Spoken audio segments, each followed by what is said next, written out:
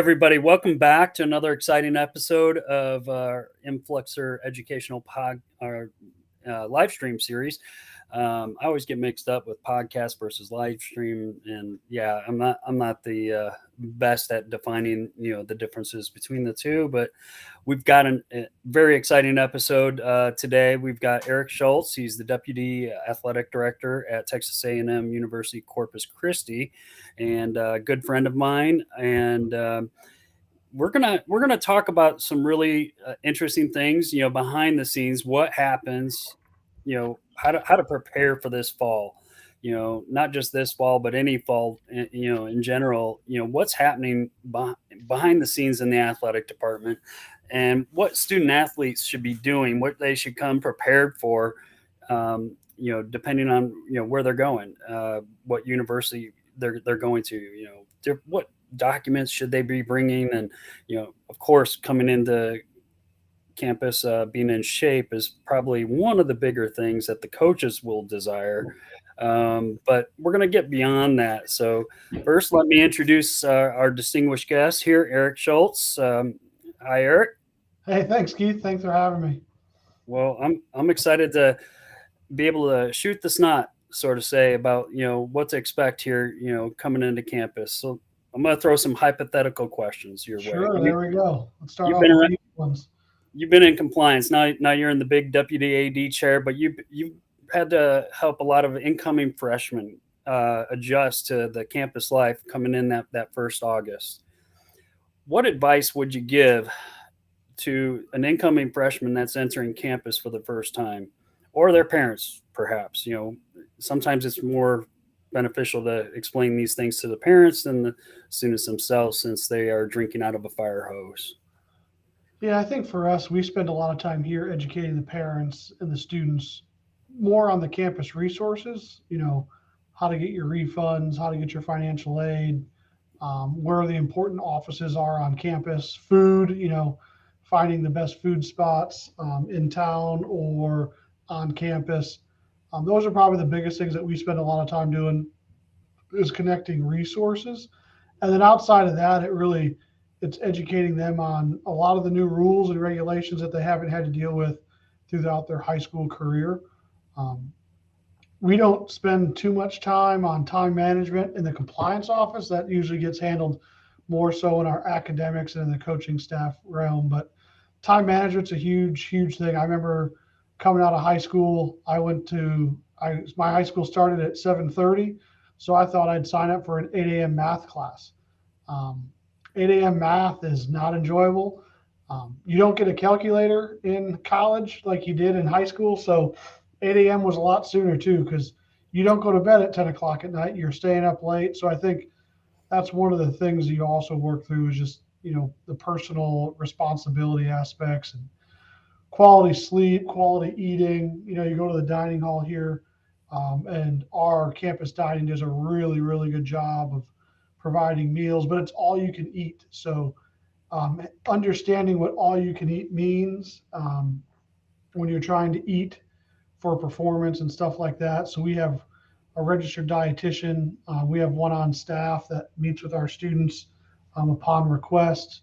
Um, so it's just a lot of that stuff, and connecting them to those resources and making sure they feel like they have what they need. And with the moms and dads, it's really just making them feel comfortable that the staff that they're dropping their son or daughter off to, and driving back, let's probably 2.5, 3 hours, depending on what metroplex they're from, here in Texas, that they feel comfortable that their son or daughter's in good hands and people are there that are going to take care of them. Um, the coaches recruit them and they feel comfortable with the coaches and they feel like it's going to work out, but it's never really a thought until they start driving away, they start leaving the island, and then all of a sudden it turns into, oh, Johnny's not coming with me in the car anymore. Like, he's staying there or whatever. So working through that with those parents and making sure that they know they have a resource. But there's a lot of help here for the students as they transition into their first time in college. Well, for any of the math professors out there who do teach at 8 a.m. class, if you have a complaint to file, I'm sure you can find Eric Schultz on the Texas A&M Corpus Christi website, and you can launch your emails at him. All So the hate mail, just let's get it out yeah, early. yeah, you know, hey, I just want to make sure the complaints are directed where they need to go. Um, so I know in my close to 25 years just being in that role of helping the new freshmen and transfers find one place, where do I go to get my ID card, to where do I drop off my shot records, and hopefully by this point I think most of the shot records are inputted, and otherwise they wouldn't be there, but I know sometimes that's not always the case. And how do I get into my room, if they're staying in an on-campus dorm room or apartment or whatever the institution might have, helping them with a lot of those problems, and knowing where the cashier's office is. Some places call it the bursar's office. Um, I think there's various names out there for the different places to go, pick up money if you're receiving a scholarship check, or if you have to drop off an outside scholarship. Definitely key places to go and to know. In terms of like information, the new student athletes should come prepared for. I always found that when you got to those beginning of the year forms, there's always spots when student athletes would say, "Ooh, I don't know. I got to call my mom or dad and find out that information." Maybe on a car registration form. Um, in some cases, was because maybe mom and dad had just moved and they didn't remember what it was. Um, I found that to be the case with quite a few transfers in the past. But any recommendations on, like, from you, like basic information they should just kind of have at the ready, so they don't have to be embarrassed and call mom and dad and say, "Hey, what's my social security number?" Or not that anybody asked for We that don't anymore. collect those anymore. It's illegal. No, when I first got into the business 15 years ago, it's hard to believe that I've been in 15 already. I was in the same boat you were. Like, you need to come with your car registration, your insurance card, your car insurance card, your lease, your like everything. But now, shameless plug for ARMS and the Teamworks. We use ARMS compliance here. It's unbelievable. We have sent out our fall forms over about 2 weeks ago. So our student athletes have already completed everything before they even get to college campus. We don't ask a lot of difficult questions about where you're eating every day. We ask the questions about, like you said, car insurance, car registration, and they're filling those out with mom and dad right next to them. So we don't have that awkwardness that we used to have in compliance where they are texting or calling, trying to get things done. That's all taken care of in the comfort of their own, their home back in wherever they're from. So that's done already. Um, the biggest things that we always need when they get here is for them to just pay attention to the meeting, because we had soccer check-in last night, and I can honestly remember it was the most active and Q&A soccer check-in or check-in session I've had in a long time. And questions on name, image, likeness, which I'm sure we'll have a lovely question about at some point. But name, image, likeness, the NCAA has optional consents now for HIPAA and FERPA releases when it comes to research and academic awards. Um, so having a conversation about, the HIPAA and FERPA release that they signed, they signed it, but do they really understand it? So it allows us at the fall meeting to really have a more in-depth conversation about what they signed and questions about what it means, as opposed to just rushing to get it done and through it, like we've all had to do for years before the advent of online forums. So for us last night, with the soccer team, it was much more informative what they signed. you know they're like, what does that research purpose mean for the NCAA? So explaining that out, the awards and recognitions. If they, we always tell them, if you accidentally put no for awards and recognitions, we'll email you and just verify that's what you wanted. It's very rare that a student athlete doesn't want to be recognized for their on in the classroom success, but sometimes they're not reading things or they're going quick, or depending on the form setup, if you click on it but don't you click off and you scroll down, it flips it from yes to no or whatever. So we went through a lot of those forms and talked about them more in detail. I always talk about the banned drug list, where I try to act like I know a little bit about biology and talk about micrograms per milliliter, which I don't, but there's more student athletes that do. So having explained to them about caffeine and too much caffeine before a drug test could be a positive. So um, those are the things where you're actually having real meaningful conversations through those forums now, as opposed to just worried about getting the form signed and moved on to the next task. I mean, for the new students, it is overwhelming. There's a lot of information being thrown at them fast, and I agree with you. I think the online forums, really help. I noticed as online forums became more and more prevalent, it really did make the comfort level of that first team meeting much more peaceful, and there was less uncertainty. But certainly, everything you just mentioned, going through and having that talk and about banned drugs, hazing, always a topic that's covered, and gambling, especially given light this past year, some of the allegations that are out there for that. Um, and then name, image, and likeness definitely being one of those things that comes up. Um, you know, and what have you found to be useful for yourself as a professional? Because I know we're getting a lot of student athletes that watch these videos, but we're also getting a lot of other working professionals in compliance fields and the other parts of the athletic department. What have you found to kind of balance yourself personally to manage this whole month of August is a marathon? It's just bam, bam, bam. You've got new students coming in.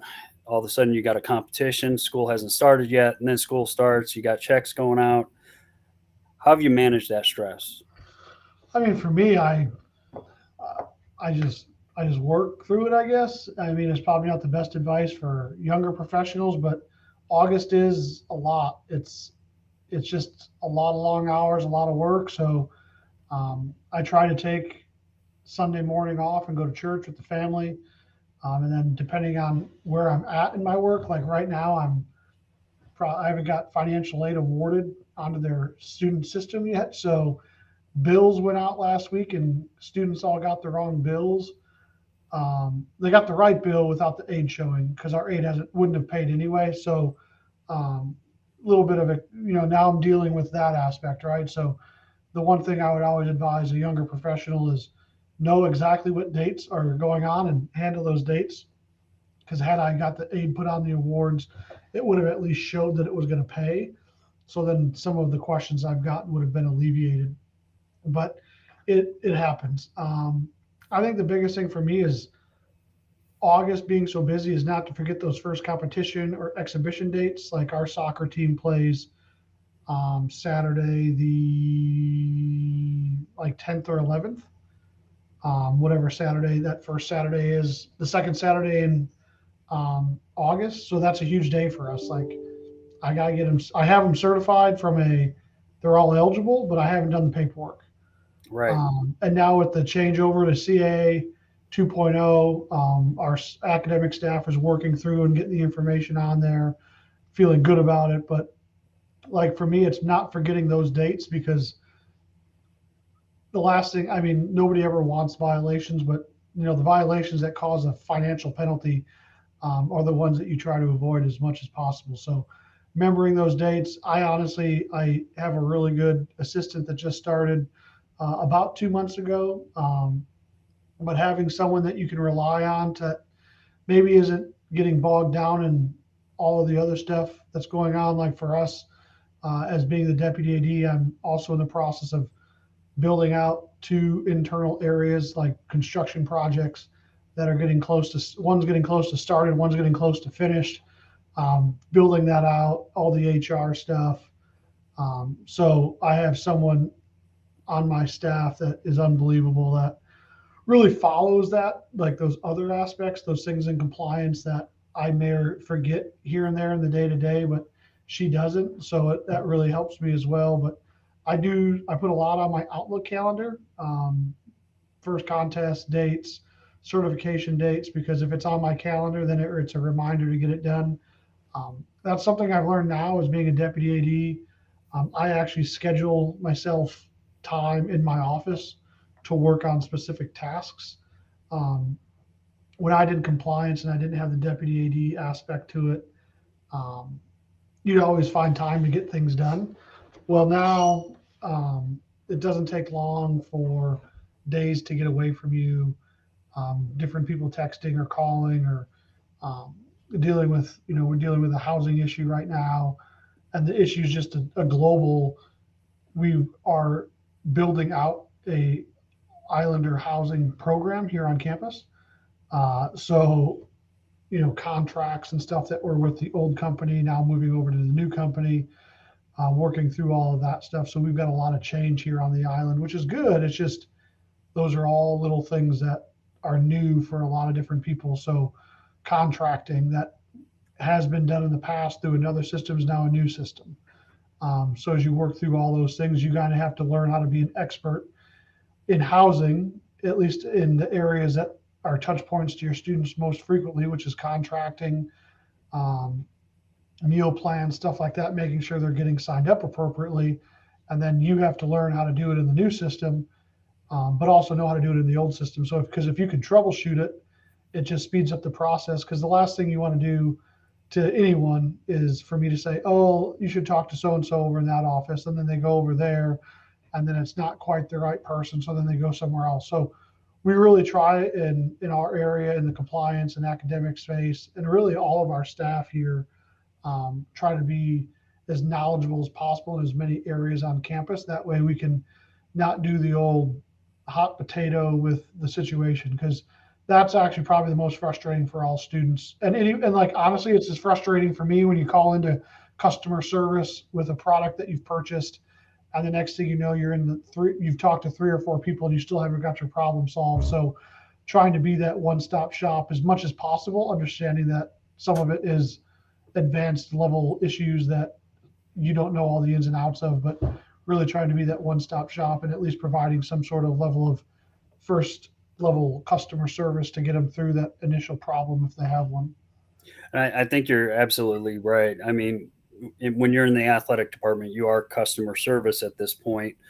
Many campuses, I know that, you see athletic department wide, drives to help regular students move in to campus housing. It doesn't happen on every campus, but I know that that's pretty widespread. But, there's really kind of a community effort to welcome new students, coming in because, yeah, it is overwhelming for them. And hopefully student athletes that watch this, they understand it's overwhelming on staff too. There's a lot of things that are happening. There's a lot of things that are going on. And, the simplest of issues, whether it be housing, whether it be, aid or, not being, on the system correctly. And there's multiple systems, y'all. There always is. There's multiple systems and multiple things that have to, be checked, double checked, get a different set of eyes on. Um, all this and you're at a school that does not have football. So some schools that have football, the problems are a little bit more, just more in number. I Yeah, feel like because you do have that preseason check in and there's quite a bit going on. I think your you know mentality of you just got to work through it. And I know with my family, come August, I no, my wife always said, "Okay, Keith is just unavailable during this month. There's nothing he's going to make." And I felt awful about it many times, but that is kind of where the job is. Um, but I think as new students come in, they're anxious to learn about a lot of different things. That they're hearing things, from the compliance office. They're hearing things from the academic unit. They're hearing things from their coaches, and they're getting lots and lots of wonderful education, from a variety of sources.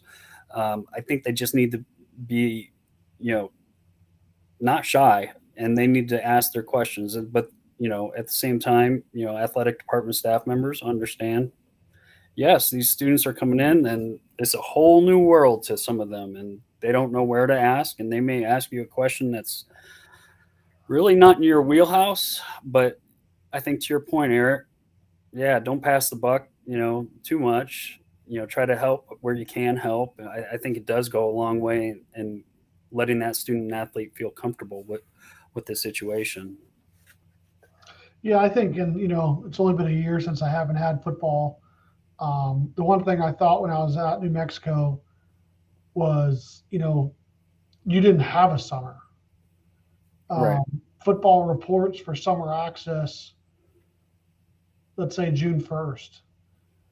And depending on the school that you're at, either way, New Mexico and recruited a lot of junior college and 4-year transfers. So you're dealing with kids that had just graduated or had finished their college May 15th. So you got 15 days to get them fully admitted, right, cleared for campus, and and medically ready to go on June 1st. And so I always thought when I was at UNM for the last couple of years with summer access and stuff like that, it never you didn't have a summer. So I would say I was fortunate. I had a summer. Like I had a really good June. Um, Probably too good of a June in terms of uh, getting some stuff away and hanging out with the family. To where like I'm probably a little bit behind right now, but I'm in a good spot. Like so, I think that's where it's different. That's probably the biggest difference I've noticed is when you don't have football, you don't have that influx of 120 kids two right. weeks after the semester ends. And I think I just got off a call with my national committee from 1 to 2, and most of them all have football, and I'm just like, I feel bad for them because football's turned into a year-round deal, and when you're trying to process, your kids are graduating May 15th, like I said, and they're coming in 2 weeks to you. It's just a mad dash to get the transcripts. Some schools, yeah, they graduated and walked on the 15th, but their transcripts aren't ready to the 20th or 21st. So you're really just trying to get all that stuff squared away. And there's always the random transcript that you didn't know they took a class in high school that you got to get and finalize. So I think that's probably the one nice thing is when you don't have football, you don't have that such a quick turnaround for all those students. For us, we had basketball. We had the same quick turnaround for basketballs, but I had 3 men's basketball and 1 women's basketball. Um, so Ev- it, Everything you're mentioning is bringing back flashbacks and nightmares.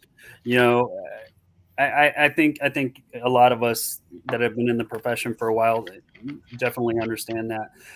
A big piece of advice I would give to any parent or any of a student athlete coming in, or to any student athlete coming in, is you know understand staff members are not only working with you, but there are literally hundreds of new student athletes coming in, and we're going to tell you, please bring in your updated transcripts. We're going to give you a little task list of different things to get done and get accomplished. The problems always seem to occur when folks procrastinate or they absentmindedly forget about something, and those cause a hiccup, and they slow down not just that one student athlete, but they can slow down the whole process for a lot of other people. And so I've always been very big on trying to spread the word to come in prepared and have all your stuff. I think definitely having online forms has accelerated everything, um, for to a great deal of satisfaction for somebody like me. Um, but I think there's always just going to be one snafu, or somebody that I didn't pick a room in that particular unit, or I wanted a room over here, I clicked the wrong button or something like that. And then by the time you get there in the second or third week of August, it might be a little too late to rectify that in a very palatable fashion for whomever it might be. So I think if it is somebody that is watching this and they're checking in maybe a week or two, start double checking your stuff now. And, make sure that what you got is set. Make sure you got the right meal plan.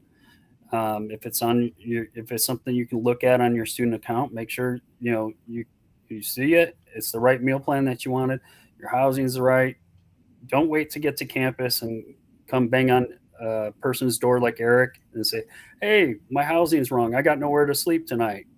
Um, Not a fun situation as a staff member to deal with.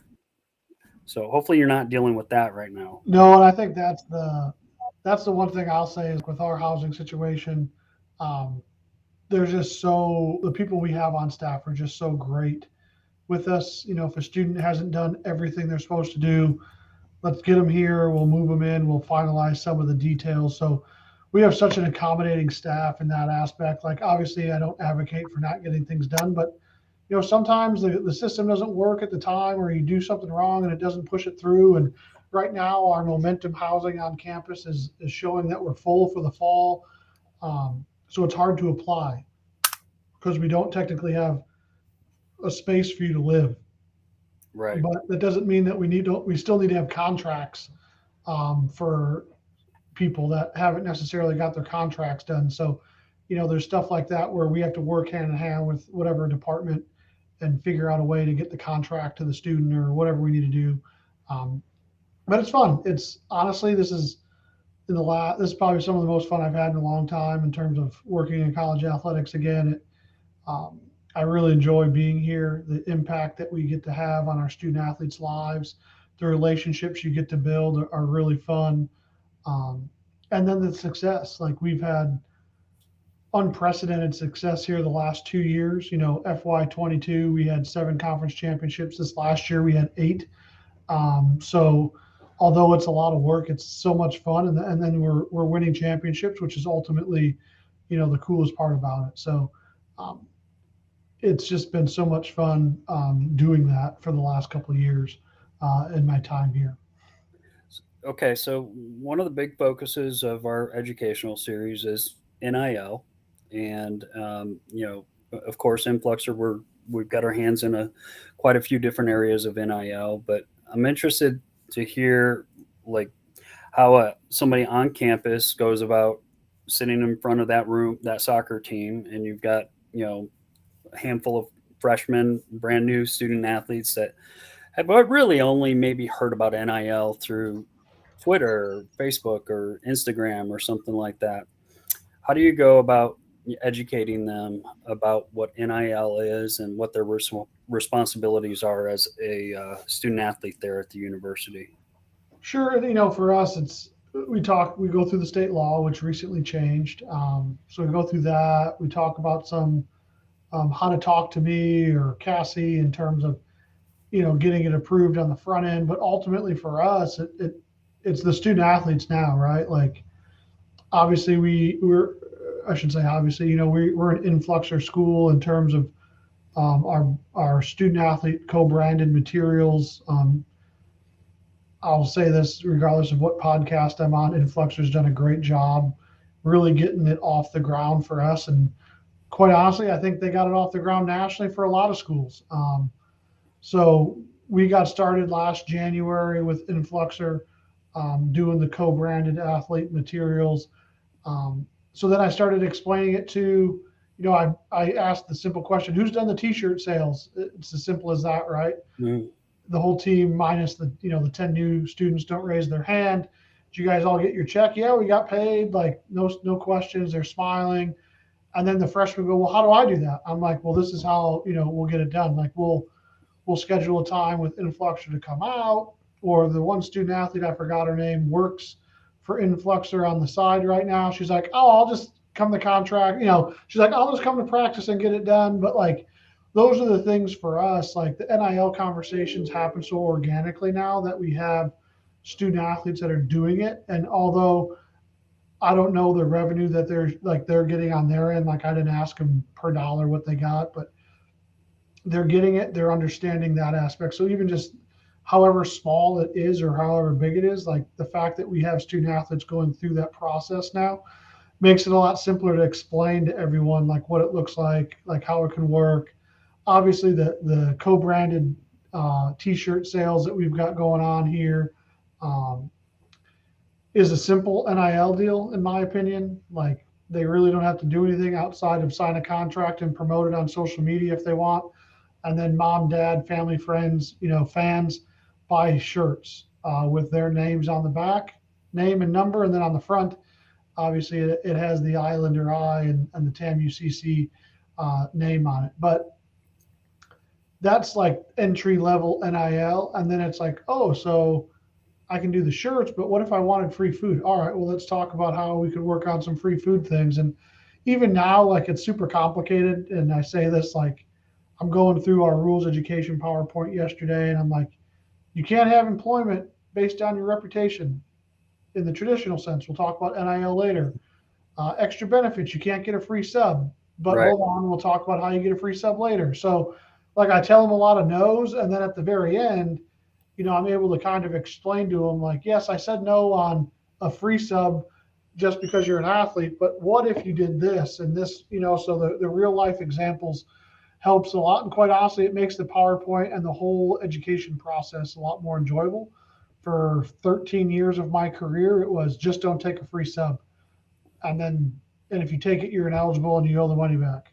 Well, Right. now it's, well, let's hold on. Don't take it just to take it. Let's get a contract written up, or, even a verbal contract's a contract. Obviously, it's hard for me to approve a verbal contract, but, let's work through some of that. Like, You if got someone's willing to options give now. you if someone's willing to give you a free sub, like, let's say, hey, I'll tweet out about it, and as long as you guys are in agreement that that's why you got the sub, like, that's the best way to do it. And I think that's really truly like, and we're doing some stuff here locally. Um, that to me is just really cool NIL stuff. We've done, and I say we, like, we're not really involved outside of like maybe making some connections with student athletes and local business people, but we did, one of our former student athletes did a 360 irrigation commercial where they did a 360 dunk. I'm sure that's on social media somewhere for a local irrigation company. I remember watching Sunday Night Football and it popped up on I streamed TV, but I was watching Sunday Night Football and it popped up as one of my commercials on NBC on Sunday. So I was like, well, this is getting a lot, it's like getting some real traction here locally for sure. Um, we had our student women's basketball team. We had them out at the Hooks game, the Corpus Christi Hooks, which is the AA affiliate of the Houston Astros. We had them out there a couple weekends ago, and one of the local insurance agents, Ed Cantu, with Shaka's Up Sports, ended up doing kind of a co-branded publicity where they had our women on the basketball team signing autographs, essentially in front of Ed's uh, Farmers Insurance banner, but it also had they were wearing Islander gear. So any way that we can like really connect with our local companies, the biggest thing for us is connecting with local companies that have supported Islander athletics. So like that's how we're kind of working through some of that co-branded stuff. They support us, we support them. Let's work together and work through some of this stuff. So we have it now. There's a lot of laws involved in that. There's licensing. Um, there's corporate agreements. So we've got a lot of things we got to work through as we go through that. Um, but ultimately for us, it's just having that Q&A and that question and answer session where they can really ask those questions and examples and scenarios. And I'm at now a year in, it's actually 2 years in, but really a year in of really doing it. The first year of NIL, I think, was really just um, social media, and then the big recruiting NIL deals, which isn't really NIL, but we can talk about that on a maybe we can talk about that on an enforcement podcast. Ooh. Um, uh, but like the first year wasn't really NIL; it was just put your toe in, kind of wiggle it around, see what happens. But now I feel like year two was a little bit more, but now we're going into year three, and quite honestly, like you can see the growth of it already. Um, the one thing, we have a student athlete that is doing an NIL deal with a national company. Um, she sent me the stuff. I was like, you need me to send me the company. Like, I don't know what company this is. So like, I'm learning stuff about different companies and what it is. And I think a lot of the social media stuff is really cool. Whether it's through a discount code on the student athlete's profile, this NIL deal for the one lady actually had where she got $100 a month for 4 posts a month. So like she was actually getting some real tangible money as opposed to just free product or a discount on product. So it's really cool how that stuff works out. And I think for us being here, we're a unique institution. We're the only institution in the country that's on its own island. Um, So we have a lot of opportunities for like that aspect of the island life. Or I tell Keith all the time, I'm like, why are you not selling beach towels and beach bags? They're coming. That's going to be a new Keep product saying they're development. coming. No, stuff like that. Like those are niche items that really make sense for us based on the location of our institution. And I think that's another shameless plug for Influxer. And I feel like Keith didn't even ask me to talk about him, but Oh, I think the nice thing about it for us is with Influxer, the flexibility of it. We're able to talk to you guys directly about like what we're thinking or what we're seeing. So you really, as Influx, you really help enhance our brand as well from university because you're help supporting. We have a Island U kind of persona that we're trying to get going with different things, and that's awesome because not only do we have the institution behind the Island U brand, but now we got our local exchange, Influxer, mhm. really helping push that as well. And I think that's something for us that is really the kind of like the Island U brand is something that we really want our student athletes and students to take a hold of, which to me is essentially what we want NIL to be as well. Like we want the student athletes to kind of build their own brand, and if they can use the Island U stuff together and we work it together, it's a good idea. Well, I definitely appreciate the compliments for what we're doing at Influxer. And I will say this. Me having been on campus for, I'll just say decades. It's easier that way. Um, One of us has more gray hair though. well, yeah, that's why I buzz cut it all off. So, but you wear it well. You don't have four colics like I do. So, I'm just hoping um, it stays on the top of my head as long as it has. It's going to start falling out soon. there you go. But we have so our, the Influxer staff, as you know, the many former student athletes on that staff, myself, we're very much centered on the student athlete experience, and much of our focus is on sustainability. We want to make sure we always stay relevant, we stay cutting edge, and we're working with the universities, not taking direction as that might be frowned upon, but definitely being able to communicate and have the critical conversations about what can be impactful here for your student athletes and for the university and for us. Um, Staying within the law, staying within all the rules that may be out there today and tomorrow and the next day. Who knows when they change? But I mean that's critically important for us, and we definitely appreciate your contributions and giving us ideas for some of the beach bags and some of the other beach towels and all the other things that are out there. Um, Before we close out, I've asked you this. Uh, I think I asked you this on a different occasion, but we get a lot of young compliance people coming into the field these days, and one thing I've noticed in just communicating with a lot of universities that we work with right now, I'm working with and reaching out and contacting a lot of compliance officers that um, you know relatively new in the industry, 2 3 years in the industry, and they don't have your 15 years of being involved in the university. What advice would you give them in terms of surviving the August bum rush of forms and meetings and the countless hours that you're going to spend in the office? I think the advice I'd give is just have fun with it. Like honestly, like we work on a college campus with some really good colleagues, some really good student athletes, students in general. Like I was just at lunch today.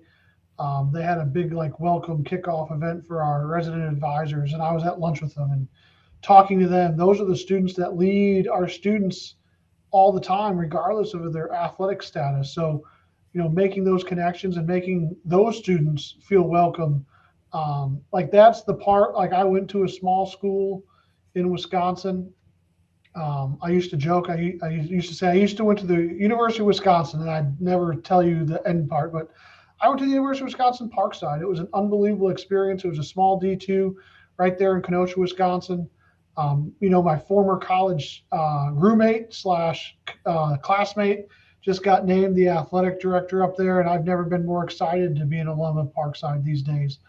Um, but that truly is why you work on a college campus. Like it's the connections with the students, it's the connections with the colleagues. You're all really pulling in the same direction. So yeah, I think there are some times where the hours are long, or it gets hard, or it's frustrating and difficult. But I think ultimately, like the bigger picture is you're working on a college campus with really cool, colleagues and students, and you're not in a situation where you're risking your life every day. Um, I really couldn't think of a better career to be in. I was going to go to, uh, I was going to go be an electrician out of high school. My dad's like, Eric, do you really want to be, running wires when you're in your 40s? And I'm like, I didn't think about it, right? Like, and now I'm getting closer to 40. Every day is a day closer to 40 for me. And like my body hurts because I'm not, as physically active and stuff as I used to be. And I'm just like, man, my dad was right. Like, how, I can't imagine like doing hard physical labor every day still. And that's what I kind of look at it as. I go, the alternative is I'm doing something different that maybe I don't enjoy as much, but ultimately, like, I'm still, it's really enjoyable. And there's a lot of jobs out there that have a lot of qualities that people will find redeemable and exciting. And I think, to me, you got to find something in your life that you have a passion for. Yeah. And finding what that is critical. I was very lucky. I found athletics when I was 4 or 5, playing t-ball in the middle of Wisconsin. I grew up, we played 4 sports a year because we had 4 seasons a year. Um, and I loved athletics. I went to college, I ran track. I didn't know what I was going to do when I graduated. I had no clue. And then all of a sudden I realized, oh, there's people that work on college campuses that help students. And that's really how I got involved in college athletics. And, you know, it's just been unbelievable. And I think if you find a job that you're passionate about, even the hard times aren't that bad when you get to wake up every day and do something you love. And had I chose the electrical, be the electrician, I would have loved it. I started doing electrical work with my dad growing up, and I loved it. And I chose this path quite honestly because, like, working outside isn't something I really enjoy right now, especially down here in South Texas. It is hot. So I think you'll find something that you love. Not everyone has to go to college. I think that's one of the things that I get frustrated with is when parents tell you got to go to college and you got to do this and get a degree. You don't have to do that. There's a lot of good jobs out there that don't require a degree. Obviously, I work in higher education, and I think a college degree is critically important, but there's a lot of really good jobs and careers out there that don't require a college degree. And I hang out with people that don't have college degrees, and they have a great life. Yep. And so I think it's all in what you find your passion and desire in, and then just excel at it. Like, give it your all, because if you're not giving it your all, you're not really giving your justice to what you're saying that you want to do. Well, we'll close out here. I really appreciate Eric jumping on, and to the parents out there, please stay in communication with your kids as they enter college. Um, Listen to what they're telling you about any needs. Understand they're going to exaggerate on to some degree on some things, and I can't tell you that there's a lot of stories I have on that. I'm sure Eric does too, given his laugh. But so staff members, stay the course. August is a tough month for everybody, and for the student athletes out there, get yourself settled and adjusted. Get ready. Right now, classes really haven't started for that fall semester. Get yourself situated and ready to study, and to be ready physically for the upcoming seasons that you have. Um, I think everybody has a desire for student athletes to come in, and you aspire, you get to reach all the goals that you want to. And as a staff member, I know my goal was always to, how can I assist, how can I help, and I know that's where Eric's coming from as well. Um, but thank you, Eric, for coming on. And to any of the math professors, again, look up the Texas A&M Corpus Christi website, pull up Eric Schultz, and you can send your complaint email to him about 8 the a.m. math, stay away. Yeah, about the knock on the 8 a.m. math class. That's the takeaway. 8 a.m. math, don't go. Yeah. Well, thank you very much, Not a Eric. problem. Thanks, Keith. Have a great day on the island. See you. Bye.